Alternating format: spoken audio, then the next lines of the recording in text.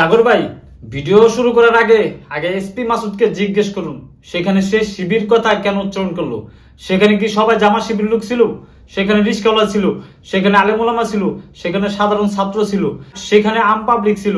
সে কেন শিবির কথা উল্লেখ করলো? আগে এটার বিচার হবে সবার আগে, তারপর ভিডিও। পর্যন্ত কাদেরকে দেখেছেন যারা ওখানে যেসব জনগণ ভাঙতে গেছে, যারা ভাঙতে গেছে এদেরকে আপনি পূর্ব থেকে চিনতেন কয়েকজনকে? আপনি কেন শুধুমাত্র শিবিরকে আপনি চোখে দেখেন, আর কি কেউ ছিল না? আসলে কি শিবিরকে আপনি দেখেছিলেন? একটু শুনতে চাই কেন আপনি বলেছেন যে স্যার এখানে তো সব শিবির। ডিবি হারানোর সময় আমরা দেখেছি ভ্যানালা হোক, রিস্কাওয়ালা হোক, সাধারণ জনতা হোক, ছাত্র হোক, আলেমুলামা হোক, মাদ্রাসা ছাত্র হোক, দেখা মাত্রই গুলির ওয়ার্ডার দিত, জামা শিবির ট্যাগ লাগাতো তাদেরকে। আজকে এই এসপি মাসুদ সেম কাজটাই করতেছে। এর বিচার করতে হবে, এর বিচার করতে হবে।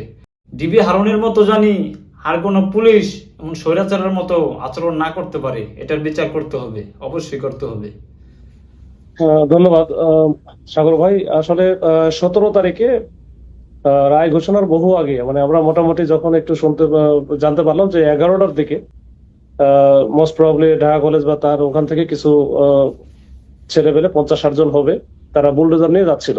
তো এই সংবাদটা পাওয়ার পরে আমি তখন ইন্টারন্যাশনাল ক্রাইম ট্রাইব্যুনাল, এই হাইকোর্টের যে এই আশেপাশে ছিলাম। তো এখান থেকে আমি স্যারদের সাথেও, আমাদের সিনিয়র স্যারদের সাথে কথা বলে দ্রুত স্যাররা বলে যে ওইখানে চলে যাও। তো আমি ওখানে যাওয়ার পরে এই ওখানে যারা ছিল নেতৃত্বে, এনসিপির কিছু ছিল, যে রিয়ন সহ আরো কয়েকজন ছেলেপেলে ছিল, যাই নীরব টিরব সবাই ছিল, নাহিদ ছিল।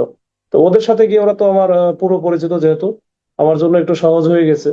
তো ওদের সাথে গিয়ে আমি অনেকক্ষণ কথা বললাম, তাদেরকে বোঝানোর চেষ্টা করলাম ইতিমধ্যে আমাদের সিদ্ধান্তটা, রাষ্ট্রীয় যে সিদ্ধান্তটা। সাগর ভাই, আপনার কথা আসতেছে না। দুঃখিত, আমি একটু মিউটে ছিলাম। বলছিলাম যে আপনি বলছেন পূর্ব পরিচিত কাদেরকে দেখেছেন যারা ওখানে যেসব জনগণ ভাঙতে গেছে, যারা ভাঙতে গেছে এদেরকে আপনি পূর্ব থেকে চিনতেন কয়েকজনকে, এটাই বোঝাচ্ছেন? এদের কয়েকজনকে, যারা নেতৃত্ব দিচ্ছিল, এদের কয়েকজনকে আমি পূর্ব থেকে চিনতাম।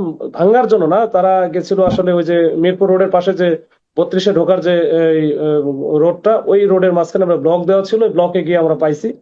তো এরপরে আমরা অনেকক্ষণ কথা বললাম এবং আমাদের যে সিদ্ধান্তটা, যে তারা যেন না যায়, তাদেরকে বিভিন্নভাবে আমরা অনুরোধ করেছি এবং চেষ্টা করেছি বিঘ্নিত করার জন্য, যে এখানে যেন না যাওয়া হয়, যেহেতু রাষ্ট্রীয় সিদ্ধান্ত। এই রাষ্ট্রীয় সিদ্ধান্ত তাদের মানতে হবে এবং মানা